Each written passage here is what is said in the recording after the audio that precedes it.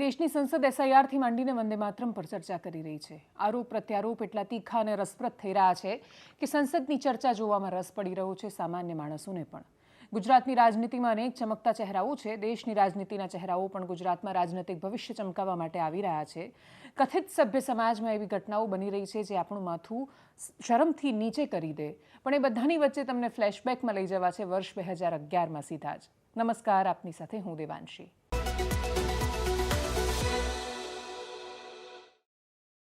રાજનીતિ એમ પણ જ્યારે ભૂતકાળમાં લઈ જઈ રહી છે, ઇતિહાસમાં લઈ જઈ રહી છે, ખાસા વર્ષો પાછળ લઈ જઈ રહી છે, અને એમ પણ ટ્રેન્ડ ચાલી રહ્યો છે કે વર્તમાન કરતાં વધારે ફોકસ કરવું જોઈએ ભૂતકાળ પર કે ઇતિહાસ પર. તો આપણે ઇતિહાસ સુધી તો નથી જતા, પણ થોડા વર્ષો પાછળ ભૂતકાળ પર જઈએ. એનો કન્ટેક્સ્ટ અને એ દિવસ પણ છે. આજે વર્લ્ડ એન્ટી કરપ્શન ડે છે. આખું વિશ્વ પોતપોતાની રીતે અને પોતપોતાની ક્ષમતા, શક્તિ અને જરૂરિયાત પ્રમાણે કરપ્શન સામે લડવાના દાવા કરે છે. બ્લેક મની એ આખી દુનિયાની સમસ્યા છે. મોટાભાગના દેશોમાં આ પ્રશ્ન આવી રહ્યો છે. પણ ભારતમાં વર્ષ 2011થી એક એવું આંદોલન અને જુવાળ ઊભો થયો. 11થી લઈને 2014 સુધી તમે આ દેશના કોઈ પણ ગલી નાકા કે ચાર રસ્તા પર જાઓ, પ્રત્યેક નાગરિક એ વાતની ચર્ચા કરતો જોવા મળ્યો કે બહુ થયું આ કરપ્શન, હવે સહન નહીં કરીએ. આંકડા સામે આવવા માંડ્યા કે દેશના લાખો કરોડ રૂપિયા સ્વિસ બેંકમાં પડેલા છે. કોઈ બધા ટેક્સ હેવન નેશન, જ્યાં આપણો ચોરી કરેલો પૈસો જ્યાં નાખીએ ને જ્યાં ટેક્સ ન લાગે, સ્વર્ગ જેવું લાગે ટેક્સની ચોરી કરતા માણસોને, એવા દેશોમાં કાળું નાણું પડેલું છે. હવે સરકાર બદલવી એટલે જરૂરી છે, કેમ કે જો આ સરકારની સામે નહીં લડીએ, જો અવાજ નહીં ઉપાડીએ, તો એક પછી એક કરપ્શન થતા રહેશે. કરપ્શનની એબીસીડી ચાલતી હતી એ વખતે ટીવી ડિબેટ્સમાં. મને હજુ યાદ છે કે જ્યારે ચર્ચાઓ થતી ત્યારે એથી આ કૌભાંડ, બીથી આ, સીથી આ, એ રીતે કૌભાંડના નામ હતા. એટલે સીથી કોમનવેલ્થ, બીથી આ 2G કૌભાંડ ને એટલા અનેક કૌભાંડ હતા કે જેના આંકડા ભેગા કરતા તો એવું થતું કે આટલા લાખો કરોડ રૂપિયા આ દેશની બહાર જઈ રહ્યા છે, આ દેશની સંપત્તિ બહાર જઈ રહી છે. અને પહેલી વાર એવો સમય આવ્યો છે કે જેમ આઝાદી વખતે દેશનો પ્રત્યેક નાગરિક કહેતો હતો કે નહીં સહન કરીએ આ અંગ્રેજોની ગુલામી, એ જ રીતે લોકો કહી રહ્યા હતા કે આ કાળા માથાના અંગ્રેજો, જેમનો સ્કિન કલર બદલાયો છે પણ જેની ભાવના નથી બદલાઈ, એવા શાસકો અને એમની શિથિલતાના કારણે આ દેશમાં ઊભું થયેલું કરપ્શન અમે સહન નહીં કરીએ. મુખ્ય ચહેરાઓ 2011ના આંદોલનમાં કયા હતા? અન્ના હજારે, અરવિંદ કેજરીવાલ, કિરણ બેદી, બાબા રામદેવ વગેરે વગેરે. 2011થી માત્ર 2025 સુધીની સફરમાં અત્યારે જ્યારે આ ચહેરાઓ પર નજર કરીએ છીએ તો આ ચહેરાઓ ક્યાં છે, શું કરી રહ્યા છે? આટલા વર્ષોમાં જે વાત ચળવળ સ્વરૂપે આવી, આ દેશના પ્રત્યેક નાગરિકે જે મુદ્દાને સ્વીકાર્યો, કોઈએ એમાં વોટ આપ્યો કે ન આપ્યો, પણ સહમતિ બધાએ દર્શાવી. એવા દાવા થયા, રાજનૈતિક દાવા, કે 15 લાખ રૂપિયા સીધા અકાઉન્ટમાં આવશે. 2011માં આ ચાર ચહેરાઓ પૂરતું સીમિત આંદોલન 2014 આવતા સુધીમાં ગુજરાતના તત્કાલીન મુખ્યમંત્રી નરેન્દ્ર મોદીના ચહેરામાં પણ ઉભરીને આવ્યું અને પછી એ દેશના પ્રધાનમંત્રી બન્યા. દાવો હતો કે જેટલું પણ કાળું નાણું આ દેશની બહાર છે એમનું એક એક પાઈ પાછી લાવીશું. અને આ માત્ર કહેવાતી વાતો નથી, એ ભાષણો આજે પણ ઉપલબ્ધ છે. તમે આજે પણ શોધવા જશો તો તમને દરેક ભાષણ મળશે કે જેમાં જ્યારે 2014ની ચૂંટણીનો પ્રચાર ચાલી રહ્યો હતો ત્યારે કાળું નાણું પાછું લાવશું અને એ પાછું જો દેશમાં આવી જાય તો પ્રત્યેક નાગરિકના ભાગે આટલા રૂપિયા આવી શકે, એ બહુ જ મોટો હિસ્સો બન્યું ચૂંટણીનો. લોકોએ પણ વિચાર્યું કે યાર અમારા રૂપિયા લઈ લઈને આ લોકોએ બધી જગ્યાએ બહાર મૂક્યા છે અને પાછા લાવવા પડશે. બ્લેક મની એ બહુ જ મોટી બદી છે. આજથી નથી, આઝાદી પછીથી આ બહુ જ મોટી સમસ્યા હતી. આપણે સમાજવાદી અર્થતંત્ર હતા, સરકારના હાથમાં બધું જ હતું, બધું જ સરકારના નિયંત્રણમાં હતું. પ્રોડક્શન જ્યારે સરકાર પોતાના કંટ્રોલમાં રાખે, દરેક જગ્યાએ લાયસન્સ રાજ હોય, લાયસન્સ મેળવવામાં પણ કરપ્શન હોય, એના પ્રોડક્શનમાં પણ કરપ્શન હોય, ને એટલે જ જે વસ્તુ બજારમાં આવવી જોઈએ સમયસર એ આવે નહીં. એની જ્યારે ઘટ સર્જાતી જાય તો એક આખું બ્લેક માર્કેટ ઊભું થાય અને જે વસ્તુ 10,000માં મળતી હોય બ્લેક માર્કેટમાં 20,000થી લોકો ખરીદવા એટલે તૈયાર થાય, કેમ કે પેલી ઉપલબ્ધ જ ન હોય. ફોન લેવો હોય તો તમારે મહિનાઓ કે વર્ષો સુધી રાહ જોવી પડે. તમારે એક નવું સ્કૂટર કે બાઇક ખરીદવું છે તો તમારે રાહ જોવી પડે. અને એટલે જ લાયસન્સ રાજ એ દેશમાં બહુ જ મોટી સમસ્યા હતું. એના પછી જેની પાસે પૈસા આવતા ગયા એ લોકો હવાલાથી બીજા દેશોમાં પૈસા મોકલીને સોનું ભેગું કરતા ગયા, જમીનો ખરીદતા ગયા. રિયલ એસ્ટેટ અને સોનું એ મોટાભાગે બ્લેક મનીના મુખ્ય સોર્સ બન્યા. કેશ ભેગી થતી ગઈ. એના પછી આપણી ઇકોનોમી ઓપન કરી, માર્કેટને આપણે ખુલ્લું કરવાનો પ્રયત્ન કર્યો, પણ આપણે આપણા અર્થતંત્રમાંથી શેડો ઇકોનોમી અને બ્લેક ઇકોનોમી એને ન રોકી શક્યા. બ્લેક મનીનો બહુ જ મોટો હિસ્સો શેડો ઇકોનોમી પણ છે. એવું અર્થતંત્ર કે જેમાં લોકો કેશમાં ધંધો કરે છે, એનો ટેક્સ નથી ભરતા, એટલે એને કહેવાય બ્લેક મની, પણ એ ગેરકાયદેસર કામોથી નથી આવતા. એટલે એક કરિયાણાની દુકાનવાળા ભાઈ કે જે બેંકમાં અકાઉન્ટ પણ નથી રાખતા અથવા અકાઉન્ટમાં લાખ રૂપિયા જ રાખે છે, ટેક્સ નથી ભરતા. એક પાણીપુરીની લારી ચલાવતા ભાઈ કે જે બહુ જ બધા રૂપિયા કમાય છે, સાંજ પડે કાં તો એ ઘરે 5,000 રૂપિયા 10,000 રૂપિયા એમની દિવસની કમાણી લઈને જાય છે, એ મહિનાના 3 લાખ રૂપિયા એમની કમાણી હોય છે, પણ એ ટેક્સ નથી ભરતા, કેમ કે લોકો એમને 20 રૂપિયા 25 રૂપિયા એમ કરીને આપતા હોય છે. ધીરે ધીરે એ લોકો પણ પેટીએમ કે બાકી બધાનો ઉપયોગ કરવા માંડ્યા, શેડો ઇકોનોમી ઓછી થવા માંડી, ટેક્સ ભરવા માંડ્યા લોકો, ટેક્સની આવક સરકારને વધવા માંડી, પણ બ્લેક ઇકોનોમીમાં કોઈ પરિવર્તન ન આવ્યું. 2016 એપ્રિલ 2016માં એક એવો દિવસ આવ્યો કે જ્યારે અઢી ટીબીનો એક ડેટા રિલીઝ થયો. પનામા પેપર લીક એને નામ અપાયું. પનામા પેપર લીકમાં દુનિયાભરના અનેક લોકોના ડેટા અને નામ ને ફાઇલ હતા. આજે પણ એ કેસની તપાસ ચાલી રહી છે. અમિતાભ બચ્ચન, ઐશ્વર્યા રાયથી માંડીને ડીએલએફના માલિકને, એપોલોના માલિકને, રાજ્યસભાના સાંસદો સુધીના એમાં નામ હતા. કેટલાક નામ બહાર આવ્યા અને ચર્ચાયા, કેટલાક બહાર પણ ન આવ્યા. પનામા પેપર લીકમાં શું થયું? જે દેશનું કાળું નાણું બહાર હતું એ તો ન આવી શક્યું, પણ એના પછી કેટલા રૂપિયા બહાર ગયા? જુગારનો જે પણ બહુ જ મોટો હજારો કરોડ લાખો કરોડનું નેટવર્ક ચાલે છે, એ રૂપિયામાં તો ટેક્સ લાગતો જ નથી. એ ક્યાં જાય છે? એ લીગલ નથી. ત્યારે એ લીગલ નથી ને છતાંય ચાલી રહ્યું છે, લાખો કરોડનું છે ને છતાંય બધું બહાર જઈ રહ્યું છે. સ્થિતિ એ થઈ કે જ્યારે તમે પરિસ્થિતિ નથી બદલી શકતા તો તમે પરસેપ્શન બદલી દો. જ્યારે તમે પરિસ્થિતિ નથી બદલી શકતા તો નેરેટિવ જ આખો બદલી નાખો કે આ મહત્વના વિષયો જ નથી. મહત્વના વિષય શું છે? તો કે વંદે માતરમ પર ચર્ચા કરો. અને જો તમે એના પર પ્રશ્નો ઉપાડી રહ્યા છો તો તમે રાષ્ટ્રવાદી નથી અથવા તમે દેશની સામે છો. આ સ્થિતિ માત્ર એક પોલિટિકલ પાર્ટીની નથી. એક પોલિટિકલ પાર્ટી કેન્દ્રમાં સરકારમાં આવી ભારતીય જનતા પાર્ટીના સ્વરૂપમાં કોંગ્રેસની સામે જે લાગેલા આરોપો હતા અને કોંગ્રેસના સાથી પક્ષોના નેતાઓ પર જે ખાસ લાગેલા આરોપો હતા, એ રાજા આજે પણ દેશની સંસદમાં છે. કનિમોજી આજે પણ રાજનીતિમાં એક્ટિવ છે. બિહારના કૌભાંડોથી માંડીને મોટા ભાગના એ રાજનેતાઓ જેમના પર જે તે સમયે ઈડી, સીબીઆઈ ને બાકીની બધી સંસ્થાઓના ગાળિયા કસાઈ જ જશે, હમણાં બધા પકડાઈ જશે એવું લાગ્યું.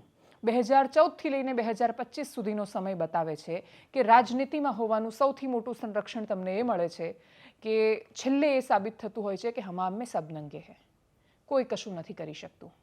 જે અરવિંદ કેજરીવાલ સૌથી મોટો ઈમાનદારીનો ચહેરો તરીકે ઉપસીને આવ્યા, એમના પોતાના પર શીશ મહેલને બાકીના કરપ્શનના, શરાબ કૌભાંડથી માંડીને અનેક કરપ્શનના આરોપ લાગ્યા.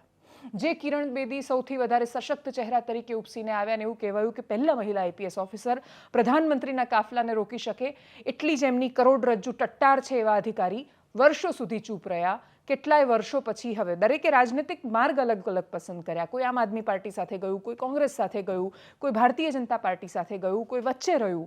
પણ એના પછી એ બધાની કરોડ જે ટટ્ટાર હતી ને જેમણે દેશને બોલતા શીખવાડ્યું હતું, એ બધા જ ચૂપ બનીને બેઠા. જે અન્ના હજારેને જોઈને દેશના યુવાનોને થતું હતું કે આટલી ઉંમરે આ દાદા બોલે છે કરપ્શન સામે, તો મારે મારો અવાજ ઉપાડવો જોઈએ, એમની કરોડ પણ ટટ્ટાર ન રહી. અને એટલે દેશને રાજનીતિક સૌથી મોટું નુકસાન એ થયું કે જે લોકો કરપ્શનની સામે લડ્યા એમને જ્યારે સત્તામાં લાવીને મૂક્યા તો એના પછી બહુ જ બધી વાતો થઈ. ડિમોનિટાઇઝેશનથી લઈને જીએસટી જેવા નિર્ણયો આવ્યા. શેડો ઇકોનોમી છે એને ટ્રાન્સફોર્મ કરવાનો પ્રયત્ન થયો, પણ આજે રિયલ એસ્ટેટમાં કેટલા રૂપિયાનો દસ્તાવેજ થાય છે અને કેટલા રૂપિયાની એની વાસ્તવિક કિંમત હોય છે. અનેક પ્રશ્નો છે કે જે આપણી આંખોની સામે છે અને આપણી આંખોની સામે એના જવાબો પણ છે. એટલે સામાન્ય માણસ, એટલે પાણીપુરીની લારીવાળો જે એની શેડો ઇકોનોમી ચાલતી હતી, એ ટેક્સ ભરતો થઈ ગયો ધીરે ધીરે. પણ જે બ્લેક મની મોટા પાયે બહાર જઈ રહ્યું છે અને આજે પણ જે લોકો મોરિશિયસમાં અકાઉન્ટ્સ બનાવીને પછી ફરીથી હવાલા કરીને કે અથવા કોઈ પણ રીતે કે ફોરેન ડિરેક્ટ ઇન્વેસ્ટમેન્ટના રૂપમાં કે કોઈ પણ રીતે દેશમાં પૈસો ફરીથી વાઇટ કરીને પાછો લાવી દે છે પોતાની પાસે, ફેક ઇમ્પોર્ટ એક્સપોર્ટના બિલ બનાવીને, એ લોકો પર કોઈ જ નિયંત્રણ નથી આવ્યું.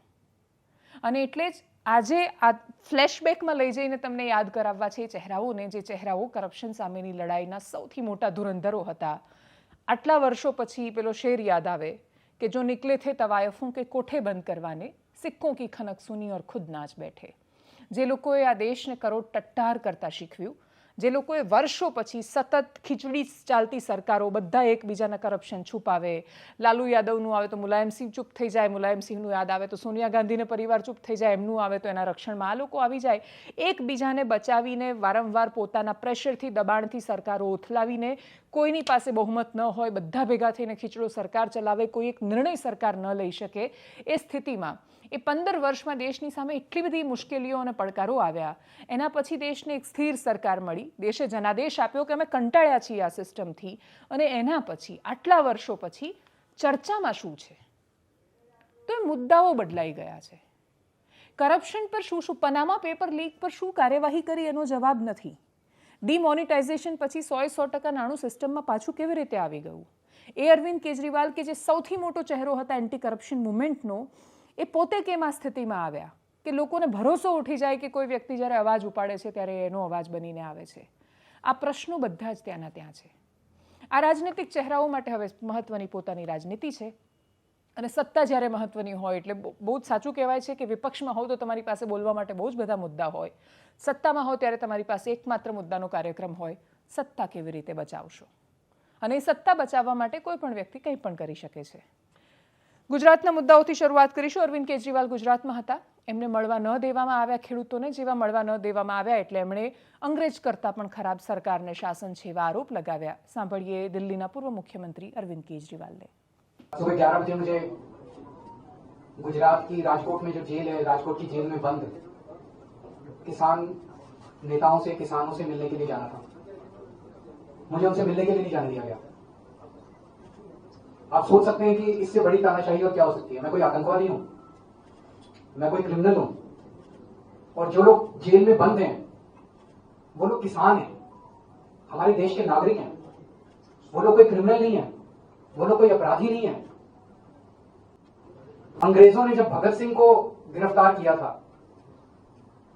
भगत सिंह को भी उसके साथियों से जेल में मिलने की इजाजत मिला करती थी. भगत सिंह को भी, उनके साथियों को भी कभी भगत सिंह से मिलने से रोका नहीं गया. क्या इसी के लिए हमारे स्वतंत्रता सेनानियों ने लड़ाई लड़ी थी आजादी की कि एक दिन ऐसी सरकार आएगी जो कि अंग्रेजों से भी ज्यादा बदतर होगी, अंग्रेजों से भी ज्यादा क्रूर होगी, अंग्रेजों से भी ज्यादा अत्याचारी होगी? कल मैं उन किसान परिवारों से मिला जिनके बच्चे या तो जेल में हैं या जेल से छूट गए. उनकी कहानियां सुनिए, सुन के आपको रोना आएगा. उन्होंने बताया कि पहले 24 घंटे जब उनको गिरफ्तार किया गया, उनको 24 घंटे तक पीने का पानी नहीं दिया गया, उनको खाने के लिए कुछ नहीं दिया गया, पुलिस के अंदर उनकी पिटाई की गई. क्या चाहती है बीजेपी? उनका मनोबल तोड़ना चाहती है? मैं इन्हें कहना चाहता हूं, भगवान से डरो. एक दिन रावण को भी बहुत घमंड हुआ था, कंस को भी बहुत घमंड हुआ था, जो अहंकार आज बीजेपी को दिखाई दे रहा है. બીજા એવા સમાચાર છે કે જે જોઈએ તો કોઈ એક વ્યક્તિના, એક સ્ત્રીના બહુ જ નાનકડા સમાચાર, પણ એ નાનકડા સમાચારની એ વ્યક્તિના જીવન પર અસર બહુ જ મોટી.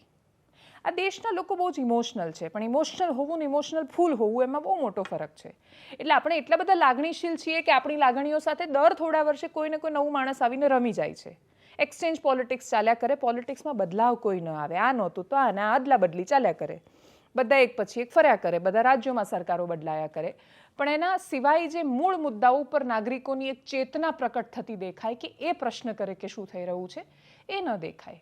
અને એટલે જ નાના મુદ્દા અને મોટા મુદ્દાની સમજથી ઉપર જઈને એક ઘટના વિશે વાત કરવી છે, જે પાટણમાં ફરજ બજાવતા એક પાટણમાંથી જે વિડીયો સામે આવ્યો એક કાર્યક્રમનો, એક GRD બેનની છે, મહિલાની છે. એક બેન પોતે દલિત અધિકાર મંચ હેઠળ એક કાર્યક્રમ, જે બેનરમાં દેખાઈ રહ્યું છે એ પ્રમાણે એક કાર્યક્રમ હતો, અને જેમાં પોતાના પ્રશ્નો ધારાસભ્ય, નેતા, બાકીના લોકોની સામે ઉઠાવી રહ્યા હતા. એક બેન ઊભા થયા અને એમણે રડતા રડતા પોતાના પ્રશ્ન વિશે વાત કરી, અને પ્રશ્ન તમે સાંભળો તો એવું થાય કે અરર, આવું થાય ને કોઈ ફરિયાદ ન લે. આરોપ લાગ્યો પાટણની એક ખાનગી હોસ્પિટલ પર, જેમાં એમણે બેને કહ્યું કે મારું ગાંઠનું ઓપરેશન કરવાનું હતું અને ડૉક્ટરે ભૂલથી ગર્ભાશયની કોથળી કાઢી નાખી, ગર્ભાશયનું ઓપરેશન કરી નાખ્યું. એ બહેન હવે માં નહીં બની શકે, અને આપણે ત્યાં લગ્ન કરવાનું સૌથી મોટું કારણ બાળક પેદા કરવાનું હોય છે, અને એટલે જે સ્ત્રી માં નથી બની શકતી એ સ્ત્રીની સાથે કોઈ લગ્ન કરવા તૈયાર નથી થતું. જીવન સાથીને બાકી બધી વાતો છે, આખું જીવન કોઈ સાથ નિભાવવા તૈયાર જ નથી થતું જો તમે એને માટે એની નેક્સ્ટ જનરેશન કે નવી પેઢી નહીં આપી શકો તો. એ સ્થિતિમાં એ બેને કહ્યું કે જો મારું અવાજ નહીં સંભળાય કે એ સોલ્યુશન નહીં મળે તો મારે મરવાનો વારો આવશે.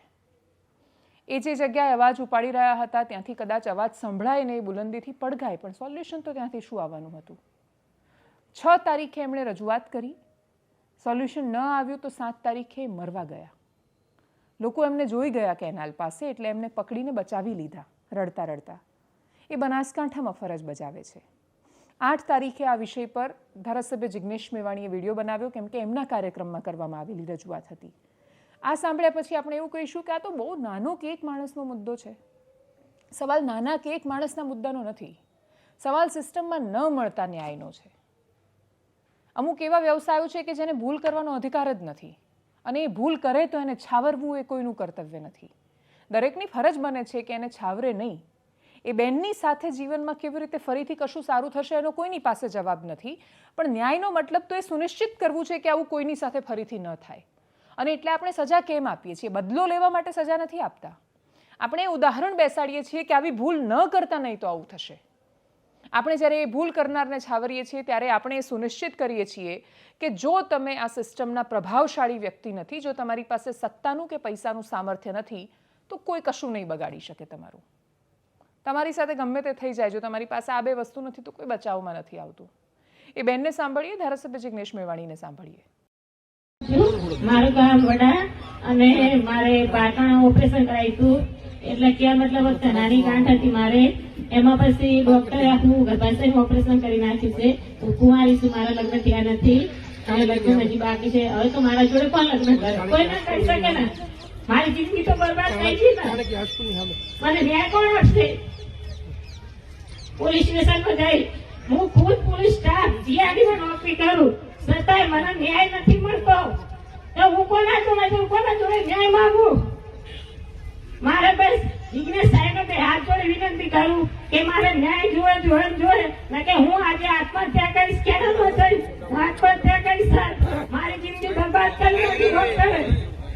આ વિડીયો સમગ્ર બનાસકાંઠા, થરાદ, પાટણ, આખા ઉત્તર ગુજરાતમાં વાયરલ થયો હોવા છતાં ભારતીય જનતા પાર્ટીની આ સરકાર અને એમની પોલીસ, પાટણ પોલીસ, જે બુટલેગરો અને ડ્રગ પેડલરોને છાવરવામાં અતિ વ્યસ્ત હોવાના કારણે આ દીકરીનો ગુનો નોંધતી નથી. આવનારા દિવસોમાં અમારે બધાએ ઉગ્ર આંદોલનની, પાટણ શહેર બંધ કરવાની ફરજ પડે એ પૂર્વે હું ઈચ્છું છું કે તાબડતોબ પાટણ પોલીસ દ્વારા આ દીકરીને બોલાવી ગુનો દાખલ કરી કસૂરવાર ડોક્ટરની ધરપકડ કરી અને જેલના સળિયા પાછળ મોકલવામાં આવે, જેથી પૈસાની લાલચ કે અન્ય કોઈ કારણસર આ પ્રમાણે ડોક્ટરો આપણી દીકરીઓનું જીવન બરબાદ ન કરે, એમની મરજીની વિરુદ્ધ એમનું ગર્ભાશયની કોથળી કાઢી ન લે.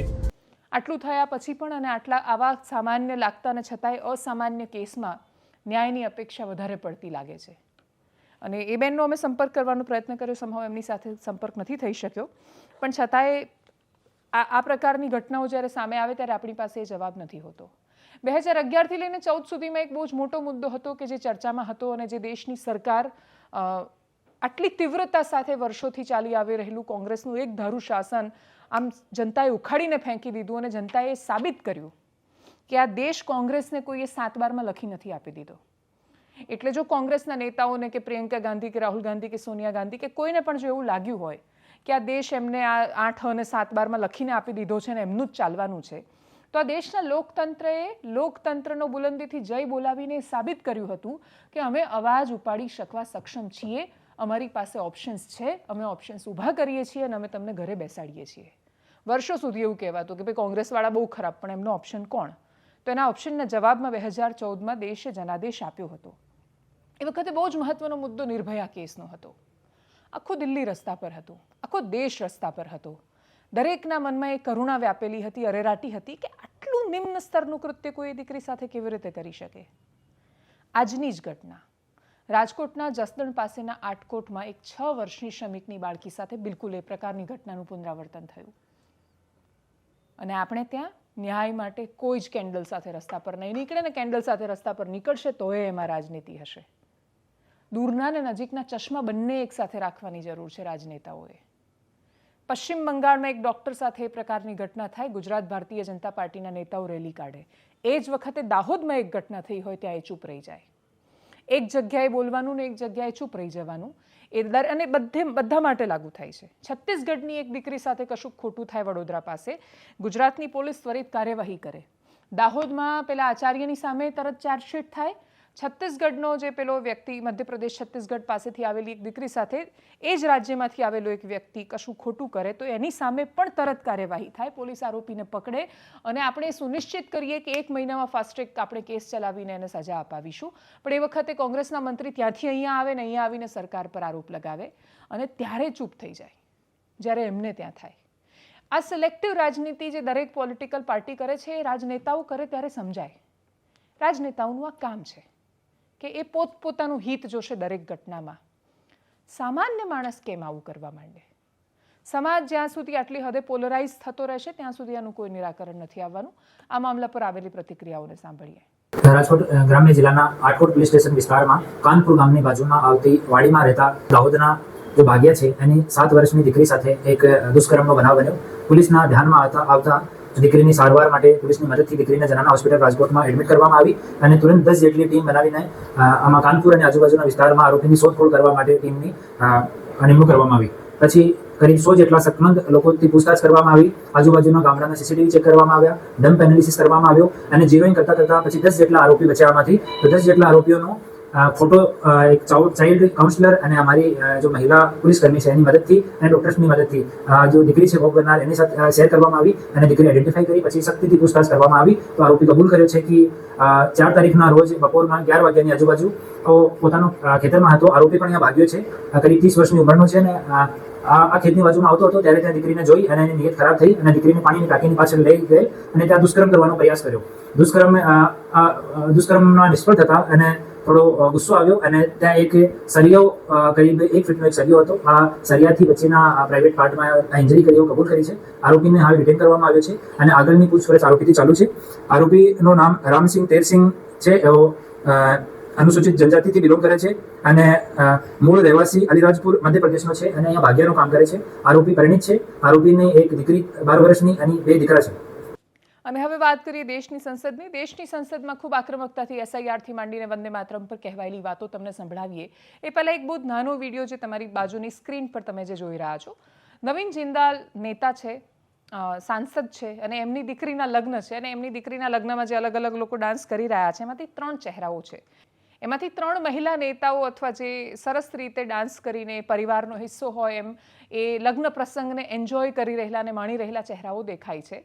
એમાંથી એક સુપ્રિયા સુલે છે, એક મહુવા મોઇત્રા છે અને એક કંગના રનૌત છે. કંગના રનૌત ભારતીય જનતા પાર્ટીના નેતા છે એટલે એક જમણી બાજુ છે, એક મહુવા મોઇત્રા છે ટીએમસીના છે, એક ડાબી બાજુ છે. સુપ્રિયા સુલે સરખામણીએ વચ્ચે કહેવાય છે.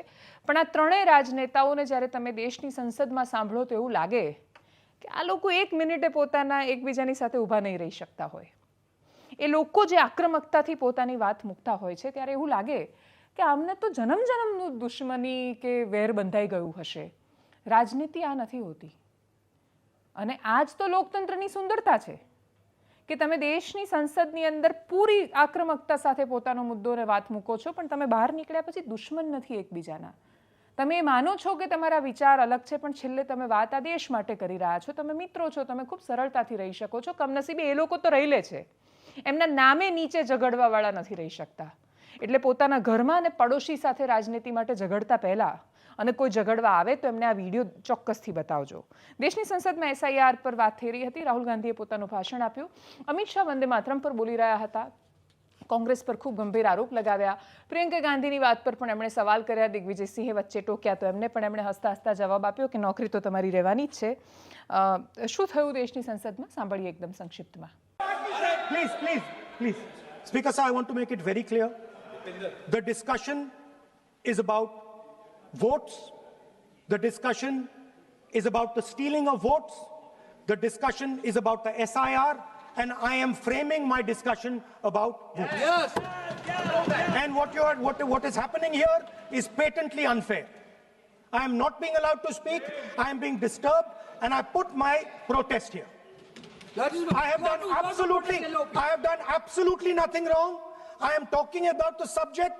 In order to capture the vote, you have to capture institutions. I am saying that institutions of India are captured, and I will come to the point which is Election Commission is captured. 50 साल के बाद वंदे मातरम 100 साल का हुआ. सबको था कि 100 साल मनाए जाएंगे, 100 साल मनाए जाएंगे, मगर 100 साल हुआ तब वंदे मातरम का महिमा मंडन का सवाल ही नहीं था, क्योंकि वंदे मातरम बोलने वाले जो सारे लोग थे उनको इंदिरा जी ने जेल में बंद कर दिया। इस देश में आपातकाल लगाया गया, आपातकाल लगाया गया। विपक्ष के लाखों लोगों को, लाखों समाज सेवियों को, स्वयंसेवी संगठन के लोगों को जेल में भर दिया गया, कोई कारण के बगैर अखबारों पर ताले लगा दिए गए। यहां तक कि आकाशवाणी में उस वक्त एक ही माध्यम था, आकाशवाणी में किशोर कुमार की आवाज ही नहीं आती थी, डिबेट गाने भी लता जी की आवाज में ही आते थे। मान्यवर, पूरे देश को जब वंदे मातरम 100 साल का हुआ, पूरे देश को बंदी बनाकर रख दिया। आज भी जवाहरलाल नेहरू से लेकर आज के कांग्रेस के नेतृत्व तक कांग्रेस के खून के अंदर बसा। मान्यवर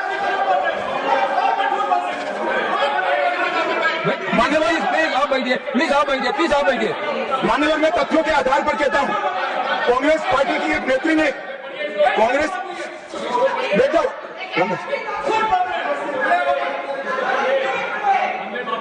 अरे दिग्विजय जी, अब नौकरी पक्की है, इस आयु में क्या कर रहे हो भैया, अब नहीं जाएगी नौकरी। मान्यवर, मैं जो कह रहा हूं वो रिकॉर्ड का हिस्सा है दूसरे सदन का। मान्यवर, दूसरे सदन की चर्चा में कांग्रेस पार्टी की एक प्रमुख नेत्री ने कहा है कि वंदे मातरम की आज चर्चा की कोई जरूरत नहीं है। मुझे मालूम नहीं पता कि वंदे मातरम से એનાલિસિસમાં અત્યારે બસ આટલું જ. રવિન્દ્રનાથ ટાગોરની એક સરસ મજાની કવિતા છે, એનો ભાવાર્થ એવો થાય છે કે સૂર્ય જ્યારે અસ્ત થઈ રહ્યો હતો, ડૂબતો હતો, છુપાઈ રહ્યો હતો, ત્યારે એણે આખા વિશ્વ સામે નજર કરીને પૂછ્યું કે હું તો જઈ રહ્યો છું, અસ્ત થઈ રહ્યો છું, પણ મારું કામ કોણ કરશે? તો દિવસના અજવાળામાં બહુ જ મોટી મોટી વાતો કરતા બધા જ લોકો જ્યારે ગાયબ હતા, ત્યારે ખૂણામાં રહેલું એક કોળિયું, એક દીવડો, એણે કહ્યું કે મારાથી બનતું હું કરીશ. અને એટલે જ જ્યારે આટલી વિશાળ રાજનીતિમાં આપણને એવું દેખાય કે જે નીકળે છે બહુ જ સરસ સરસ વાતો કરીને, અંતે એનો મુકામ ત્યાં જ જઈને અટકી જાય છે, ત્યારે જવાબદારી આપણી બને છે કે એ બધા તો એ કરી રહ્યા હતા, પણ આ બધું થઈ રહ્યું હતું ત્યારે તમે શું કરી રહ્યા હતા? આપણી પાસે એ વાતનો જવાબ રહે. નમસ્કાર.